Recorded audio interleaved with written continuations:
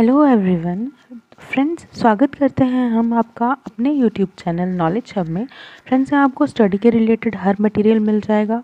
Jobs की update भी हम आपको देते रहते हैं और कुछ मोटिवेशनल वीडियोस भी हम अपलोड करते हैं।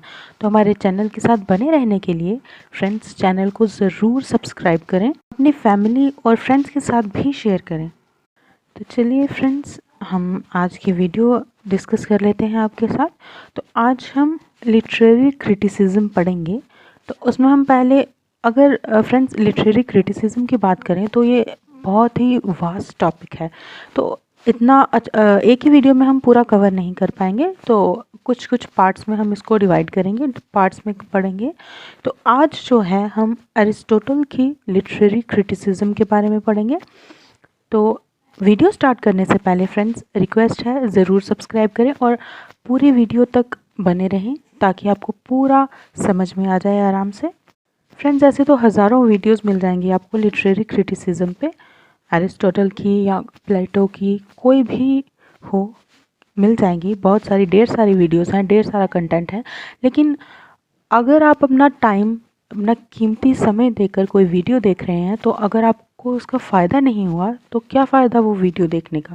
तो फ्रेंड्स, हम आज पूरी कोशिश करेंगे कि ये टॉपिक आपको अच्छे से पढ़ा पाएँ, अच्छे से आपको सब क्लियर हो जाए, सब डाउट्स निकल जाएँ। और अगर आपको कोई भी डाउट रहता है तो आप ज़रूर कमेंट करके बताएं, हम आपकी ज़रूर प्रॉब्लम सॉल्व करेंगे। अपने फ्रेंड्स के साथ भी फ्रेंड्स शेयर करें ये वीडियो। तो ये यूजीसी नेट के लिए भी आपके काम आ जाएगी। आप इंग्लिश लिटरेचर पढ़ रहे हैं उसमें भी काम आएगी। तो लिटरेरी क्रिटिसिज्म आज हम अरिस्टोटल का पढ़ेंगे। तो हम स्टार्ट करते हैं वीडियो। तो फ्रेंड्स, अरिस्टोटल की लिटरेरी क्रिटिसिज्म में हम आज उनकी बुक पोएटिक्स को डिस्कस करेंगे। तो डिटेल्स में अब एक एक करके हर एक एस्पेक्ट देख लेते हैं। तो फ्रेंड्स, जॉन ड्राइडन नाम के जो हमारे लिटरेट हैं, तो उन्होंने कहा था कि इंग्लिश लिटरेचर में, ध्यान से सुनिएगा फ्रेंड्स, हर एक वर्ड ध्यान से सुनिएगा। इंग्लिश लिटरेचर में उन्होंने कहा था लिटरेरी क्रिटिसिज्म को एस्टैब्लिश करने वाला सबसे पहला व्यक्ति जो है वो एरिस्टोटल है। तो जॉन ड्राइडन का ये मानना था कि एरिस्टोटल जो है वो पहला व्यक्ति है जो कि इंग्लिश लिटरेचर में लिटरेरी क्रिटिसिज्म को लाए। पर फ्रेंड्स, डॉक्टर सैमुअल जॉनसन नाम के एक व्यक्ति थे, उनका ये मानना था कि जो पहले पर्सन है, the first person who properly had bought literary criticism in English literature was John Dryden.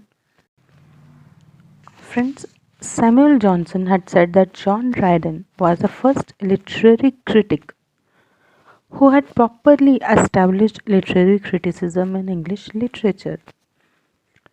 But वो तो हमने आपको पहले ही बता दिया कि जो जॉन ड्राइडन थे उनका ये मानना था कि Aristotle was the first critic. तो अलग अलग धारणाएं थी सबकी। तो आज हम जो है एरिस्टोटल की एक वर्क है उनका पोएटिक्स, जो कि उन्होंने पोइट्री को डिफाइन करने के लिए लिखा था, आज हम उसी को डिस्कस करेंगे। तो फ्रेंड्स, प्लेटो नाम आपने ज़रूर पहले सुना होगा, वो अरिस्टोटल के गुरु थे।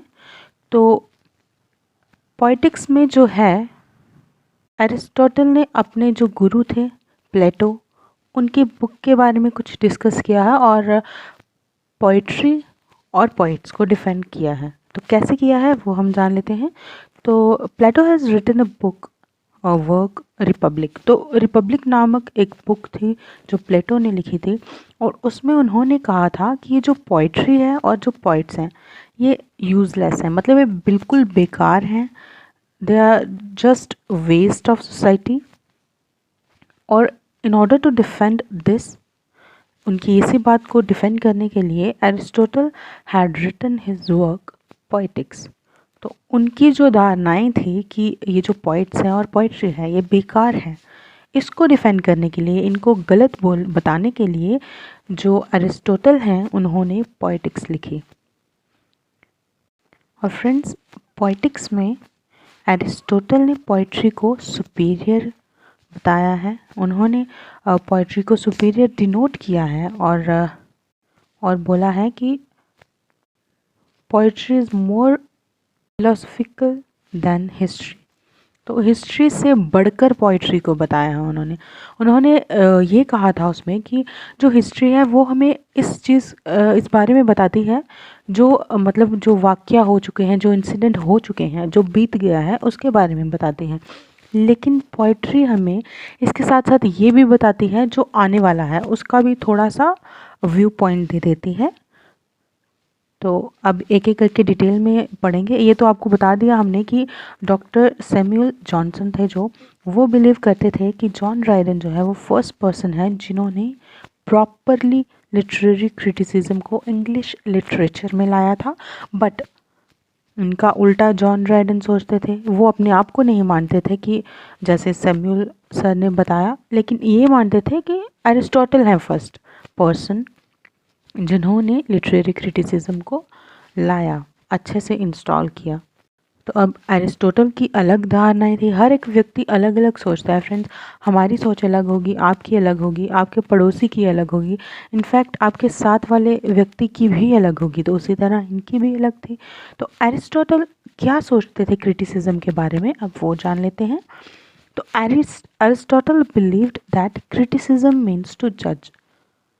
वो बोलते थे, उनके अकॉर्डिंग ये था कि क्रिटिसिज्म का मतलब है जज करना, किसी को भी जज करना। जैसे हम कोई भी इंसान जो जा रहा है, किसी ने ड्रेस अच्छी पहनी है, किसी ने नहीं अच्छी पहनी है, तो इतनी सी बात पे लोग इशू बना लेते हैं, जज कर लेते हैं। कपड़ों को देखकर भी लोग जज करते हैं आजकल। तो वैसे ही उनको भी यही लगता था, क्रिटिसिज्म का मतलब है जज करना। पर वो क्या कहते थे कि to do criticism firstly it is important that there is presence of a work and there must be the presence of a creation।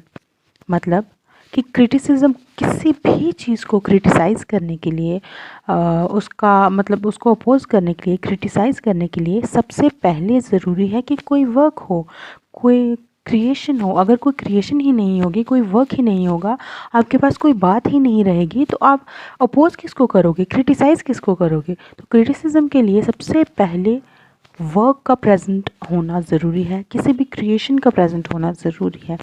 और वो कहते थे कि क्रिएशन पहले आती है और क्रिटिसिज्म जो है वो बाद में आता है। मतलब पहले क्रिएशन होगी तभी क्रिटिसिज्म होगा, और पहले क्रिटिसिज्म होगा तो क्रिएशन का कोई मतलब ही नहीं बनता।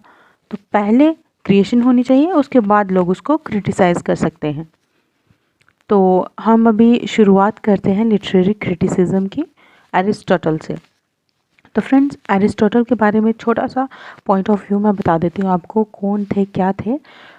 तो एरिस्टोटल जो थे वो ग्रीक फिलोसोफर थे, जो कि जिनको बहुत ही महान गुरु मिले थे, यानी कि उनके टीचर जो थे वो बहुत ही महान थे। और इतना ही नहीं, उनके जो स्टूडेंट थे वो भी बहुत महान थे, और खुद एरिस्टोटल भी बहुत ही ज्ञानी थे, बहुत महान थे।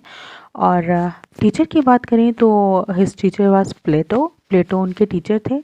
और स्टूडेंट की बात करें तो अलेक्जेंडर द ग्रेट, नाम तो सुना होगा आपने, ये इनके स्टूडेंट थे। तो कुछ कुछ छोटी छोटी पॉइंट्स हैं फ्रेंड्स, आप चाहें तो नोट डाउन कर सकते हैं, बहुत इंपॉर्टेंट रहते हैं। तो आगे हम जान लेते हैं इनके बारे में। तो 17 के थे जब ये एरिस्टोटल, तो इन्होंने प्लेटो की एकेडमी से एजुकेशन ली। प्लेटो की एकेडमी थी जो, वहाँ से शिक्षा प्राप्त की। उनके स्टूडेंट रहे ये 17 की एज में।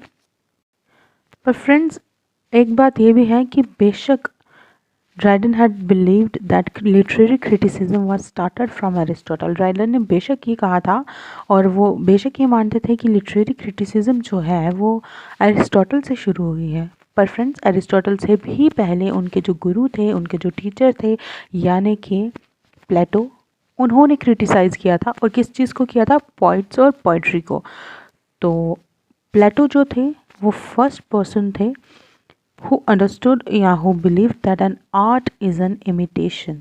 imitation वर्ड ध्यान रखिएगा, imitation का मतलब होता है कॉपी करना। तो उनको लगता था कि जो आर्ट है वो imitation है, जस्ट कॉपी करते हैं लोग। तो आर्ट की उन्होंने दो कैटेगरीज बताई हैं। एक तो उन्होंने बोला कि एक फ़ाइन आर्ट्स होती है और दूसरी होती है जो यूज़फुल आर्ट होती है। फ़ाइन आर्ट्स में उन्होंने क्या क्या चीज़ें ली, उनके अकॉर्डिंग फाइन आर्ट्स में लिटरेचर, पेंटिंग, स्कल्पचर और म्यूज़िक आते हैं, जो कि हमें बहुत ही मतलब प्लेजर देते हैं, आराम देते हैं। और यूज़फुल आर्ट में उन्होंने बोला कि मेडिकल जो है, medical field, medical, agriculture, cooking, ये मतलब कुछ यूज़फुल चीज़ें हैं ये, तो ये सब उन्होंने यूज़फुल आर्ट में बताई हैं। तो प्लेटो की एकेडमी में एरिस्टोटल ने एडमिशन ली थी 17 की एज में। वहाँ से उन्होंने शिक्षा प्राप्त की। पर आप शायद ये नहीं जानते होंगे कि जो एरिस्टोटल थे, उनको यकीन नहीं होता था कि ये जो है एरिस्टोटल थे, वो बहुत ही महान थे। उनका मतलब वो बहुत ज़्यादा टैलेंटेड थे। लेकिन आपको पता नहीं होगा शायद, ये जो प्लेटो थे, एरिस्टोटल के जो टीचर थे, वो नहीं मानते थे कि उनका जो शिष्य है, उनका जो स्टूडेंट है, वो इतना टैलेंटेड है। उनको यकीन नहीं होता था कि ये इतना टैलेंटेड हो भी सकता है। तो वो ऐसे मजाक मजाक में उनको कई बार बोल देते थे कि तुम हमारी जो एकेडमी है उसका दिमाग हो, ब्रेन हो, उसका माइंड हो। But friends, what had happened is, क्या हुआ था कि after the death of Plato, जो अरिस्टोटल के गुरु थे, जब उनकी डेथ हो गई तो एकेडमी अरिस्टोटल को देने की बजाय उनको नहीं दी गई। तो जब उनको नहीं दी गई तो वो नाराज़ हो गए and he went from there in anger. गुस्से में वहाँ से छोड़ छाड़ के सब चले गए। But later he was called to be the teacher of Alexander. और उसके बाद उनको बुलाया गया वापस अलेक्जेंडर का टीचर बनने के लिए। And from there he came back to Athens. तो फिर वहाँ से वो एथेन वापस आ गए। He opened his own academy in Athens and अपनी खुद की एकेडमी उन्होंने स्टार्ट कर दी एथेंस में। और एरिस्टोटल जो हैं फ्रेंड्स, आप देखेंगे, आप गूगल करके देख लीजिए या कुछ भी, एरिस्टोटल ने मैक्सिमम हर सब्जेक्ट को टच किया है। क्रिटिक्स से लेकर लिटरेचर तक मैक्सिमम सभी सब्जेक्ट्स को उन्होंने टच किया है। इतने ज़्यादा टैलेंटेड थे वो। तो पॉलिटिक्स जो है वो बहुत ही ज़्यादा इम्पॉर्टेंट है। हमें लिटरेरी क्रिटिसिज्म को जानने में बहुत मदद करेगी, बहुत इम्पॉर्टेंट है उसको जानने के लिए। और इसमें जो डिफेंड किया है अरिस्टोटल ने पोइट्री को और पोइट्स को, वो भी हम जानेंगे। और जो अरिस्टोटल के जो टीचर थे प्लेटो, वो कहते थे कि जो पोइट्री है वो मतलब रियलिटी से बहुत दूर है। Poetry is just double farther than reality, कोसों दूर है, डबल दूर है। उनका मतलब ये था कि इट इज़ हार्मफुल, इमोरल है, हार्मफुल है लोगों को, मीन्स ये ऐसे झूठ होता है। Even Plato doesn't like poets. वो पोइट्स से नफ़रत करते थे, उनको कोई भी पोइट अच्छा नहीं लगता था। और जो रीज़न है इनकी हेट्रेडनेस के पीछे कि ये पोइट्स को क्यों नहीं पसंद करते थे, इसके पीछे का रीज़न जो है वो है उनकी बुक है, एक उनका वर्क है रिपब्लिक। उस बुक में उन्होंने उसका रीज़न बताया हुआ है। हुआ क्या था कि अरिस्टोटल के जो टीचर थे प्लेटो, वो आइडियलिस्ट थे, फिलोसोफर थे। तो जो इन्होंने अपना वर्क लिखा था रिपब्लिक, उसमें इन्होंने बात करी थी political, social, economical, educational, art and literature की। और इनकी जो वर्क था Republic, he specially had talked about ideal society. Ideal society के बारे में इन्होंने बात करी थी, अपना पॉइंट ऑफ व्यू रखा था। And in ideal society he directly said poetry and it's poets must be thrown out of the ideal Republic. Means कि जो आइडियल रिपब्लिक है वहाँ से पोइट्स और उनकी पोइट्री को बाहर फेंक देना चाहिए। क्यों फेंकना चाहिए वो भी बताया था। Because they are of no need, उनकी कोई ज़रूरत ही नहीं है, किसी काम की नहीं है। ये सिर्फ झूठ फैलाते हैं, बेकार की बातें करते हैं, बिल्कुल यूज़लेस बातें करते हैं, सब इमेजिनेशन होता है, रियलिटी कुछ नहीं होता। और ऐसी बातें करते हैं जो कि हो ही नहीं सकती, जो एग्जिस्ट ही नहीं करती, जो पॉसिबल होना भी बहुत मुश्किल है, इस दुनिया में पॉसिबल ही नहीं है। जो means your imagination is like separate like separating others, like spreading hatredness, एक दूसरे में दुश्मनी पैदा करने वाली उनकी जो है पोइट्री है, कोई सुने तो नफ़रत हो जाए किसी को एक दूसरे से, कुछ ऐसे मीन्स जो हार्मफुल टाइप है। तो और वो कहते हैं कि themes of the poetry are love, revenge, sex, anger, enemy etcetera. तो ये सब थीम्स हैं इनकी जो पोइट्री की हैं। और जब ये चीज़ें आइडियल सोसाइटी में आएंगी, जब लोग सुनेंगे, तो हमारी जो आने वाली जनरेशन्स हैं वो तो बिगड़ ही जाएंगी, हाथ से निकल जाएंगे बच्चे। ऐसी बातें सुनेंगे, ऐसी पोइट्री सुनेंगे तो वो उस तरफ ज़्यादा अट्रैक्ट होंगे और बिगड़ जाएंगे।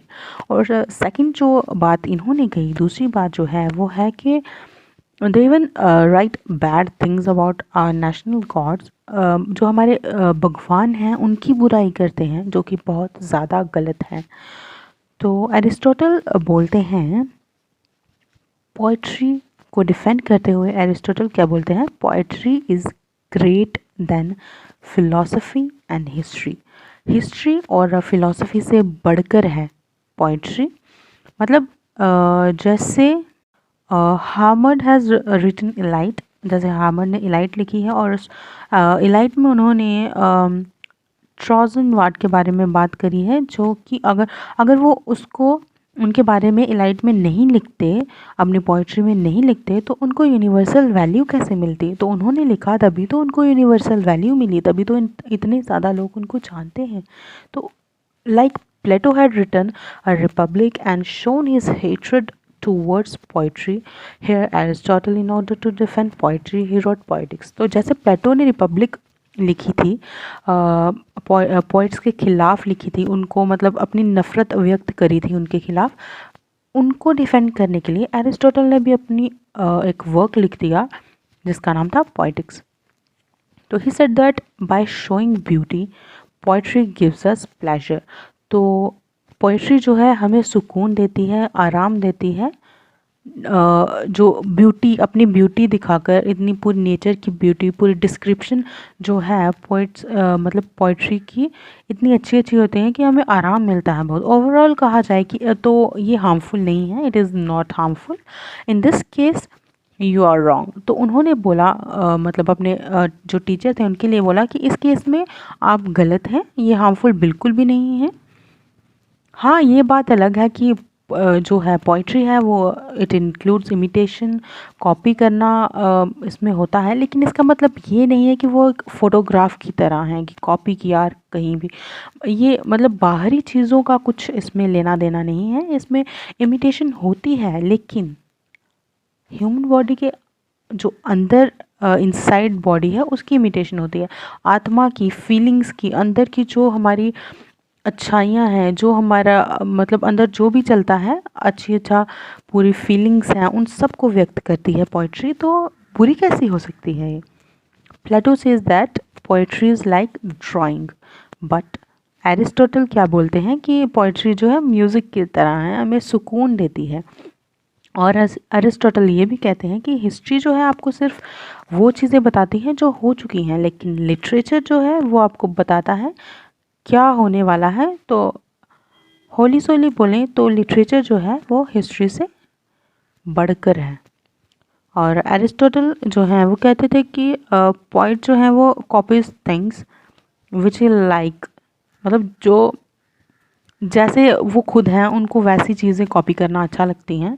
तो अगर कोई सीरियस पोइट है तो वो सीरियस इमिटेशन करेगा, सीरियस चीज़ें कॉपी करेगा, लेकिन अगर कोई ऐसे है तो वो नॉर्मल है तो वो नॉर्मल चीज़ें करेगा। और जो नॉर्मल पोइट है मतलब वो सटायर लिखेगा, और सटायर से फिर वो कॉमेडीज़ पे चला जाएगा। और जो मीन्स थोड़ा हाई लेवल का पोइट होगा वो एलिजीज लिखेगा, फिर एलिजीज लिखेगा, फिर ट्रेजिडीज़ के पास जाएगा।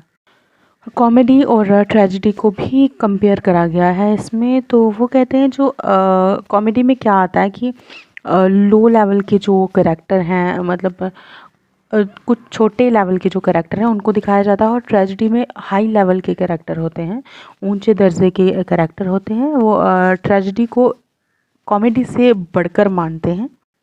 एरिस्टोटल कहते हैं कि जो ट्रेजिडी है वो बढ़कर है कॉमेडी और एपिक से। कॉमेडी से बढ़कर तो थी ही ये ट्रेजेडी, बट वो एपिक से भी बढ़कर है।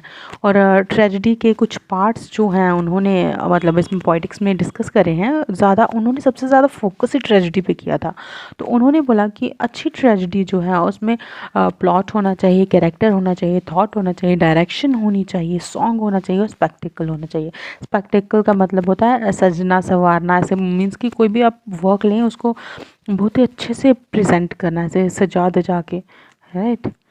तो ट्रेजेडी के बारे में, तो ट्रेजेडी क्या होती है आप पहले वो जान लेते हैं। ट्रेजेडी में किसी एक पर्सन की लाइफ के बारे में शो किया जाता है, मतलब ऐसा कहानी ऐसी दिखाई जाती है कि जो देखने वाला है उसके मन में सिंपैथी आ जाए, पिटी आ जाए, फियर हो जाए, मतलब उनके माइंड्स में वो कैरेक्टर देख के उनको मतलब सिंपैथी आए।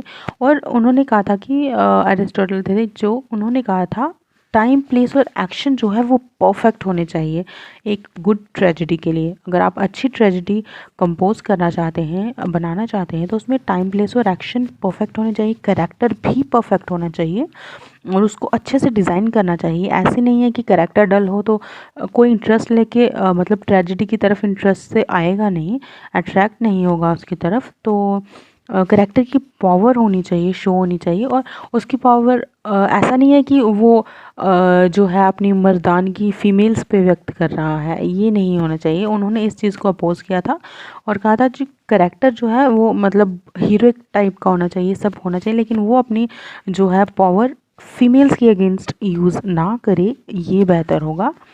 और जो लोग देखें उसको, ट्रेजेडी को, तो इंसान मतलब ये जो ट्रेजेडी देखते ही इंसान फिल्टर्ड हो जाए, रिफाइन हो जाए। मतलब अगर वो बुरा है कुछ, जैसे कि अगर ट्रेजेडी एक फीमेल की कैरेक्टर के बारे में है, अगर उनकी स्टोरी के बारे में है कुछ, तो अगर कोई इंसान गलत सोचता है, उनकी धारणाएं गलत हैं उनके लिए, तो ट्रेजेडी देखकर उनकी हो सकता है उनकी जो सोच है कुछ बदल जाए, कुछ हद तक बदल जाए, इंसान बदल जाए। तो जो है जो राइटिंग मतलब ये जो ट्रेजेडी है वो ऐसे लिखनी चाहिए कि जो बिल्कुल क्लियर हो और आराम से हर एक इंसान समझ जाए। ऐसा नहीं है कि आप हाई फाई लैंग्वेज में लिखें और किसी को समझ ही ना आए और एक दूसरे की शक्ल की तरफ देखते रहें। तो जैसे पोइट्री के लिए उन्होंने कहा कि पोइट्री में ऐसे कॉमन वर्ड्स यूज़ नहीं होने चाहिए, मीन्स अनयूजुअल और डिफरेंट टाइप के वर्ड्स होने चाहिए। कुछ आपने पोइम्स पढ़ी होंगी, उसमें मीन्स इंटर रिलेटेड कुछ अलग टाइप के होते हैं वर्ड्स जो मे बी नॉर्मल इंसान आसानी से ना समझ पाए। और जो प्रोज़ है उसमें means day to day language, जैसे हम कॉमन वर्ड्स यूज़ करते हैं, ये सब आना चाहिए ताकि नॉर्मल से नॉर्मल इंसान भी समझ पाए उसको। तो उसमें पोइट्री में जो है जो लाइंस है वो ज़्यादा लेंथी भी नहीं होनी चाहिए, काफ़ी फिर बोरिंग टाइप्स हो जाता है। और कहा था कि ये जो अनयूजुअल वर्ड्स हैं हो सकता है कहीं कहीं पे प्रोज में आप ऐड कर सकते हैं, लेकिन जो राइटर है उसको perfect figure of speech use करनी चाहिए, ठीक है। उम्मीद करती हूँ आप समझ रहे होंगे। तो अगर आपको समझ आ रहा है तो आप लाइक ज़रूर करें वीडियो को और शेयर भी करें और कमेंट में ज़रूर बता दें। और आगे चलते हैं। तो एरिस्टोटल ने कहा था, एरिस्टोटल ने जो अपनी मीन्स अपना वर्क लिखा था पोइटिक्स, तो वो उन्होंने पोइट्री को डिफाइन करने के लिए ही लिखा था। तो और एरिस्टोटल जो हैं वो फर्स्ट पर्सन थे जिन्होंने बोला था कि जो पोइट्री है, poetry is for entertainment and not lecture. Poetry entertainment के लिए है, कोई लेक्चर छाड़ने के लिए नहीं। तो in Poetics Aristotle has focused maximum on tragedy. तो पोइटिक्स में मैक्सिमम उनका फोकस ट्रेजेडी पे रहा था, लेकिन सिर्फ ट्रेजेडी पे नहीं था। हाँ, ये बात अलग है कि मैक्सिमम फोकस जो था ट्रेजेडी पे था, पर वो प्लॉट की भी बात करते हैं इसमें। अनदर इम्पॉर्टेंट एस्पेक्ट जो था उनका वो प्लॉट भी था। तो प्लॉट में उन्होंने कहा था कि यूनिटी होनी चाहिए, टाइम, प्लेस, एक्शन में सब में यूनिटी होनी चाहिए।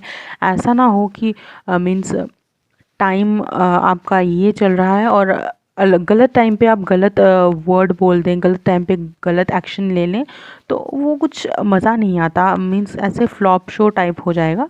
तो परफेक्ट टाइमिंग, परफेक्ट एक्शन और परफेक्ट सब कुछ होना चाहिए, परफेक्ट प्लेस होना चाहिए, यूनिटी होनी चाहिए, कोऑर्डिनेशन अच्छे से बैठनी चाहिए इनकी, तभी एक प्लॉट अच्छा होगा, बेहतर होगा।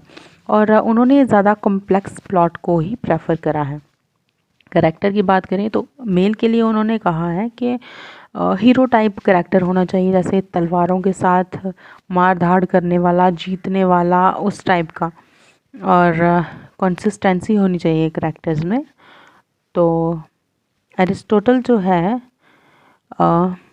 वो ह्यूमन नॉलेज को अंडरस्टैंड करना चाहते थे। He just want to understand human knowledge. But जो प्लेटो थे, he wants everything perfect. Plato को हर एक चीज़ परफेक्ट चाहिए थी, पर एरिस्टोटल ह्यूमन नॉलेज को समझना चाहते थे। तो ये थी फ्रेंड्स आज की वीडियो, जो हमने पॉलिटिक्स को डिस्कस किया। ये पूरा एक समरी टाइप आप बोल सकते हैं, पूरी उसकी मैंने बता दी है आपको। तो फ्रेंड्स, ये पूरी नॉलेज इकट्ठी करने में, रिसर्च करने में मुझे बहुत मेहनत लगी थी। तो उम्मीद करती हूँ कि आप हमारी मेहनत को ज़रूर देखेंगे, गौर करेंगे, और मेहनत के बदले लाइक, शेयर और सब्सक्राइब कर दीजिए please. So friends, thanks for watching.